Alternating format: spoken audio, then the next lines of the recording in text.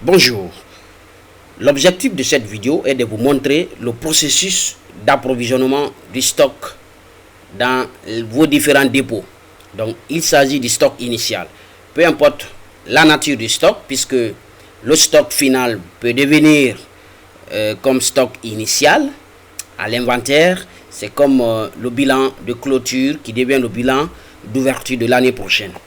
Donc je vais montrer de façon rapide comment alimenter vos dépôts, vos magasins en d'autres termes. Et vous savez que dans les anciennes versions, version pack i7, pas même i7, les anciennes versions V16, depuis 2015, je vous ai fait des vidéos sur la gestion de ces approvisionnements. Attention, ne confondez pas approvisionnement et réapprovisionnement.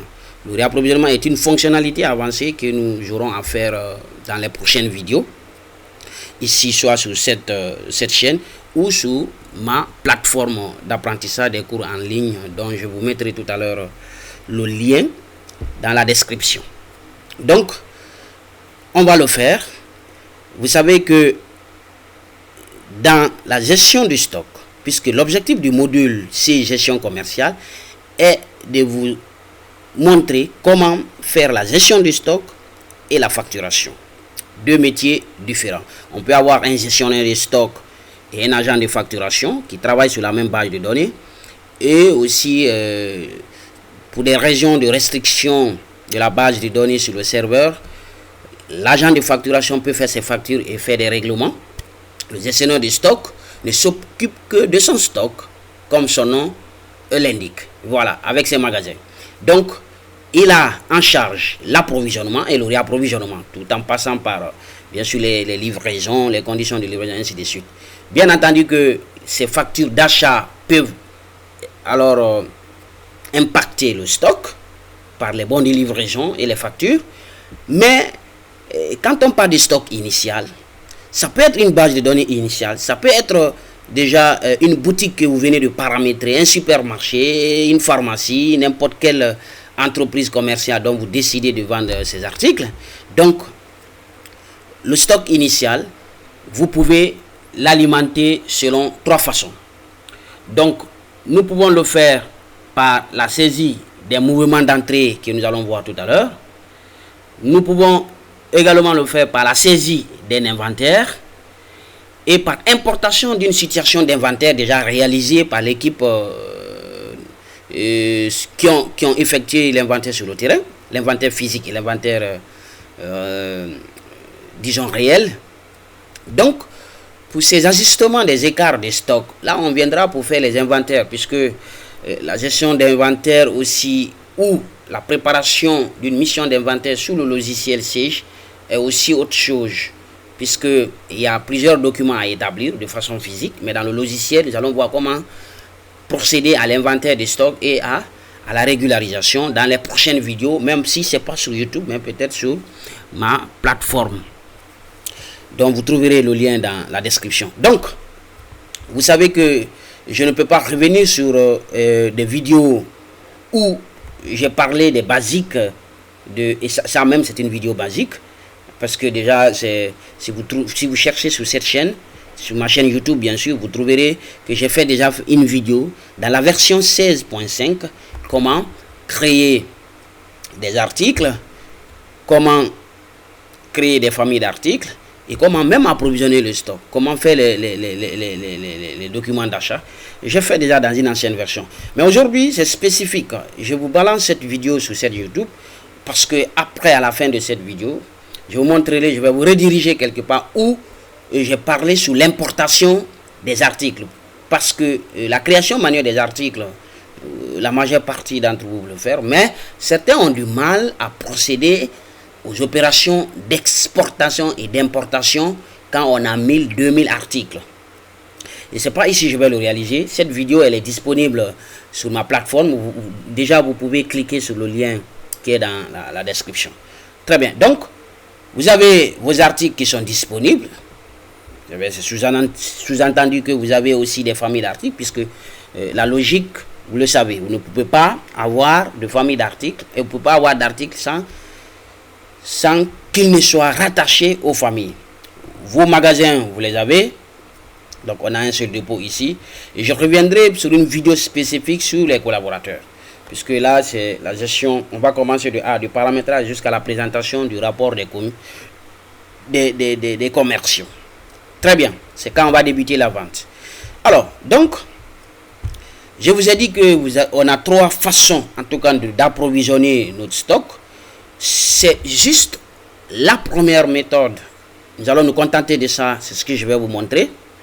Je crois les 2 autres méthodes, je vais faire ces vidéos, mais peut-être elles ne seront pas disponibles sur la chaîne YouTube, mais de l'autre côté, sur la plateforme ici. Donc, le lien de ce site, vous allez trouver ça dans le bas de cette vidéo, dans la description. Donc, vous trouverez les 2 autres méthodes ici, plus tard. Comment approvisionner nos dépôts par la méthode de saisie d'inventaire ou par importation d'une situation d'inventaire qu'on a déjà fait. On a exporté sur un format texte ou Excel et on essaie d'importer. Donc souvent, c'est processus d'import-export. Et d'ailleurs, déjà, si vous trouvez sur la plateforme, j'ai déjà commencé ces opérations d'exportation et d'importation avec les articles. Et cette vidéo est disponible sur cette plateforme. Donc, retournons dans notre base de données et nous allons faire ça. Donc, vous venez, comme je l'ai fait dans les anciennes vidéos, traitement, document des achats. Donc, on suppose qu'il n'y a aucun stock initial. On n'a fait aucune entrée. Donc, vous avez... Attention, c'est pas ici. Traitement, document de stock au lieu de document d'achat. Bon, on peut approvisionner aussi le stock par les achats, puisqu'il n'y a pas de moment où vous achetez, vous approvisionnez. Les articles entrent en stock. Quand vous vendez, les articles sortent. Donc, nous allons voir mouvement d'entrée. Nous reviendrons sur aussi ces options, les mouvements de sortie, les transferts d'articles ou de la marchandise entre dépôt et dépôt. Nous allons voir ça aussi. Quand nous attaquerons le processus de la fabrication, nous allons les voir aussi à travers les bons de fabrication. Donc, aujourd'hui, l'objectif, c'est comment approvisionner notre stock à travers cette méthode d'entrée des mouvements en stock. Donc, naturellement, comme ça se passe, vous cliquez sur Nouveau et vous cliquez sur OK, vous tapez Entrée. Et donc, vous choisissez la date à laquelle vous avez reçu votre état de stock, puisque l'arrivage ou l'arrivée des marchandises peut être le 20 du mois et que ça prenne du temps au port. Alors, quand ces stocks vont arriver au magasin, donc on vous donne une fiche où les articles sont récapitulés avec leur quantité bien sûr et leur prix d'achat. Voilà, puisque aucune vente n'a encore été entamée. Nous sommes en train d'approvisionner notre stock. Donc, vous donnez la date ou vous entrez la date de saisie. Le dépôt, vous pouvez changer le dépôt si vous avez une dizaine. La référence, donc nous allons mettre stock initial. Je pense que c'est des vidéos que j'ai déjà fait. Si vous trouvez sur ma chaîne YouTube, vous regardez en gestion commerciale. Je crois que j'ai fait déjà une vidéo dans une version ancienne. Si je me rappelle 16.5. Donc je vais mettre 16 initial ou bien arrivé du premier mois, peu importe la référence. En tout cas, vous donnez un libellé. Donc je peux mettre par exemple stock initial. Donc, l'affaire est gérée. Bon, la gestion des affaires, nous allons voir proprement dans les documents de vente. Donc, après, vous tapez Entrée. Et donc, vous venez, vous tapez une lettre, puisque vous ne pouvez pas retenir les références des articles. Donc, la meilleure façon, si vous êtes ici, vous pouvez taper la fonction F4. Ça, c'est pas avec tous les systèmes d'exploitation Windows. Hein. Donc, la meilleure façon, vous tapez une lettre quelconque et vous tabulez. Comme ça, ça vous affiche. C'est comme l'utilisation des comptes et des clients dans la comptabilité. Alors, donc ici, je vais encore vous retirer l'une des l'importance du catalogue. Là, avec le catalogue, vous avez la possibilité d'ajouter des articles par caractéristique ou par domaine. Même pas par domaine, par catégorie. Donc, les imprimantes, si c'est les imprimantes, par exemple, c'est une quantité d'imprimantes que vous allez approvisionner, vous avez la possibilité de sélectionner les imprimantes. On en a un. Si c'est les éléments de Microsoft, si c'est des ordinateurs, donc vous ne ferez que sélectionner tout ce qui est ordinateur et vous entrez. Donc, si c'est les papiers, vous sélectionnez papier, et si c'est les logiciels siège, vous sélectionnez. Si c'est le tout aussi. Donc, je vais vous donner des astuces vous savez, ajouter article par article. Donc, on peut ajouter le premier article déjà par un papier rame. Donc, ça vient avec son prix unitaire d'achat. Donc, la quantité, vous n'allez pas inventer. C'est la fiche que vous avez devant vous. Et si c'est 10 papier rame, vous mettez 10. Et voilà, vous tapez entrée. Donc, la quantité achetée multipliée par le prix unitaire que nous avons entré lors de la création des articles, c'est ce qui nous donne le montant hors taxe, bien sûr. Donc, et si vous avez une fiche,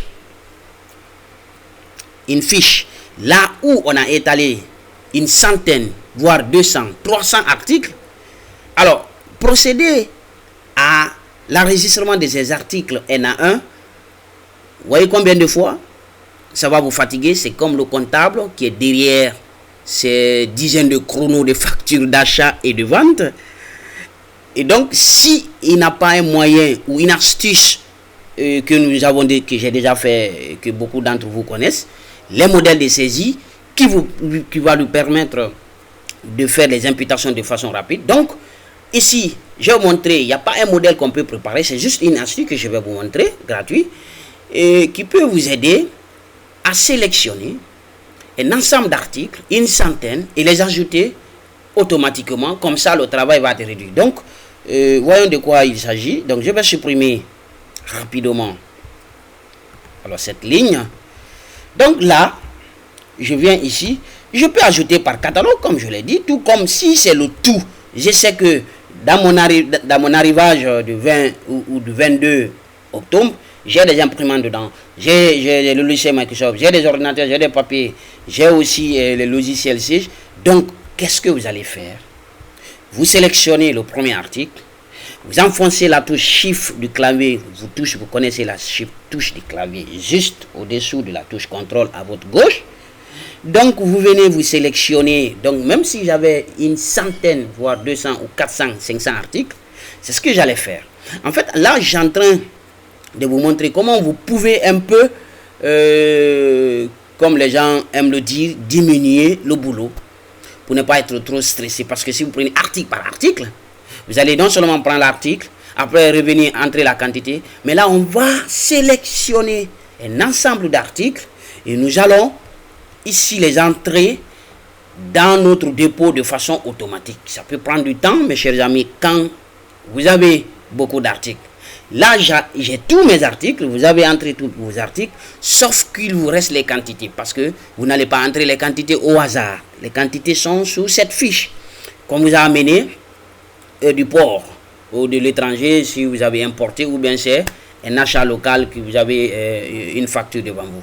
Donc, il ne vous reste plus qu'à entrer quantité par quantité. Donc, quand vous prenez papier rame, vous regardez juste maintenant sur le papier couché devant vous sur la table, vous regardez juste la partie quantité. Donc, papier rame 100, valeur de 80 000. La quantité, si c'est alors 50, vous entrez 50. Ici, si aussi c'est 50, vous entrez 50. Alors, une autre astuce, à supposer que vous avez fait une commande de 50, 50, 50, 50 de tous les articles. Ça peut forcément ne pas être comme ça, hein, puisque 50, 50, ça peut ne pas être comme ça. Bon, autre chose, j'ai raté une partie au niveau de ces montants. Donc, pour nous, quand je dis nous, notre pays qui n'a pas de centimes et dont la monnaie n'a pas de centimes, le franc guinéen, forcément, on aurait pu faire les montants en chiffres entiers. Donc, si c'est 50-50. Mais on peut aller corriger ça rapidement lorsque les articles ne sont pas. Alors, quand ces choses-là vous arrivent, même si je ne le fais pas, vous partez rapidement dans, ici, international, pas international, attention. Venez dans identification et vous voyez au niveau de monnaie format. Donc, au niveau de la quantité, vous pouvez changer. Mais à partir du moment où j'ai déjà utilisé les articles, je ne pense pas si ça va accepter. Puisque là, le logiciel dira que c'est impossible. Hein, parce que déjà, ce format est déjà utilisé. Donc, c'est comme ça que vous devez faire. Si la base est vierge, vous pouvez venir changer. Mais bon, à titre illustratif, donc on va aller rapidement. 50. Donc, à supposer que, alors, tous ces articles, la commande de tous ces articles est de 50. Donc, dans le dépôt, dans cette fenêtre de saisie, vous allez encore sélectionner tous les articles. Attention. Alors, non, là, ça ne marche pas. Ça ne marche pas, ça marche sous une condition. Donc, je vais le faire manuellement.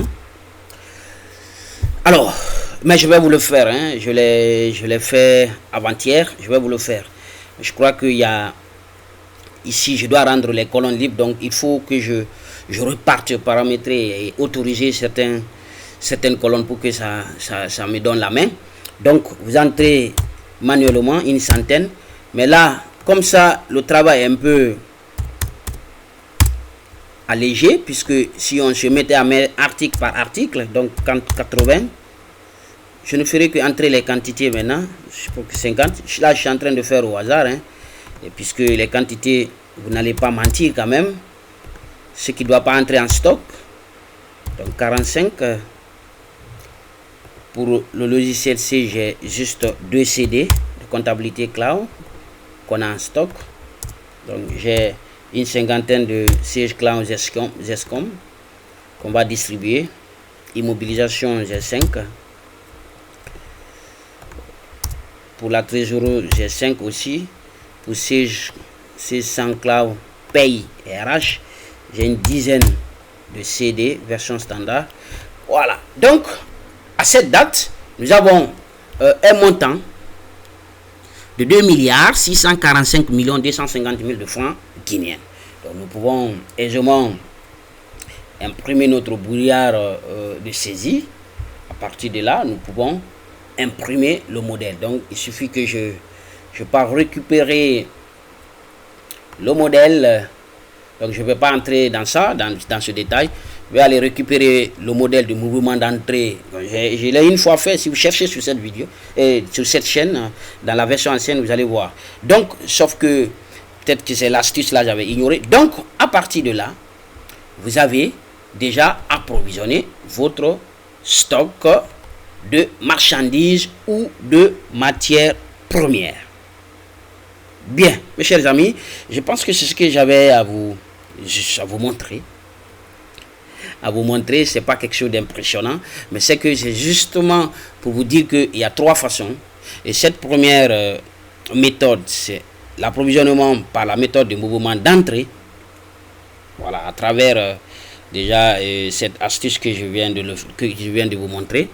Et la deuxième méthode, c'est comment procéder à la saisie ou à l'approvisionnement du stock en passant par la saisie de l'inventaire, ou c'est-à-dire la saisie d'inventaire. Alors, la gestion de l'approvisionnement, on reviendra. Donc, la saisie d'inventaire, ça va être la deuxième méthode. Mais là, tenez-vous, il faut passer, il faut être attentif pour pouvoir le faire, puisque c'est la même chose, hein, il n'y a rien de spécifique, sinon que là, c'est les types d'inventaire surtout. Donc, il faut savoir si c'est le stock à la date indiquée ou le cumul de stock. S'il s'agit des régularisations, s'il s'agit des régularisations, là on est en fin d'année. Mais s'il s'agit de approvisionner le stock initial, par exemple, dans notre cas, c'est autre chose. Donc, la deuxième méthode, ou la troisième, c'est par l'importation d'une situation d'inventaire. Donc, ça peut être sur un format texte ou bien Excel, ça dépendra.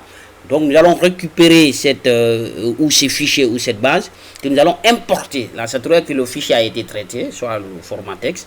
Donc, ça, c'est autre chose. Donc, je ferai ces 2 vidéos et peut-être qu'ils seront disponibles sur ma plateforme d'apprentissage des cours en ligne. Et vous trouverez plein d'autres vidéos là-bas aussi, en comptant ZESCOM, IMOPay, ainsi de suite. Cliquez sur le lien en bas, dans la description. Et moi, je vous retrouve dans un bref délai pour aussi notre expérience, notre aventure. Ça pourrait être en ZESCOM ou en gestion des IMO ou la paye ou autre module. En tout cas, il y en a beaucoup, hein. Vous savez, c'est bien reporting, c'est document manager, c'est scan connect. Et ça, c'est les modules, ce sont les nouveautés.